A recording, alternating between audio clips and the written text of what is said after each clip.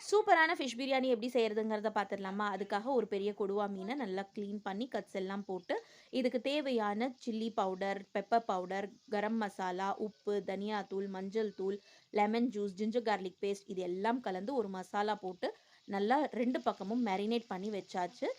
1 KG பிரியாணிக்காக நான் 1/2 kilo வெங்காயம், 400 gram தக்காளி எடுக்க போறேன். அதிலிருந்து கொஞ்சமா வெட்டி வச்சிருக்கிற ஆனியன எண்ணெய்க்குள்ளார போட்டு 2 பக்கமும் ஃபிஷ்ஷ நான் வந்து குக் பண்ணி எடுக்க போறேன். ஃபுல்லா குக் பண்ணக்கூடாது. 2 பக்கமும் இந்த மசாலா குக் பண்ண மாரி எடுத்துக்கணும். ஸோ இதில பச்சை மிளகாய், மீதமுள்ள வெங்காயம், கரம் மசாலா எல்லாம் ஆட் பண்ணியாச்சு.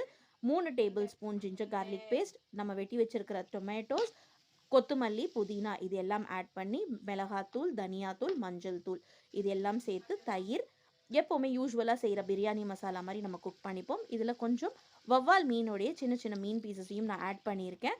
இது 2 பக்கமும் குக் ஆனதுக்கப்புறம் தனியா எடுத்து வச்சு, தேவையான அளவு தண்ணி ஊத்தி, நம்ம அரிசிய வந்து தம்முக்கு போட்டுறணும். மேல கொஞ்சமா நெய் ஊத்தி, 3/4 பதத்துக்கு குக் ஆனதுமே, நம்ம குக் பண்ணி வச்சிருக்கிற மீன் எல்லாம் அரேஞ்ச் பண்ணி, திருப்பியும் ஒரு 10, 15 நிமிஷத்துக்கு தம் போட்டு இறக்குனா பிரியாணி ரெடி.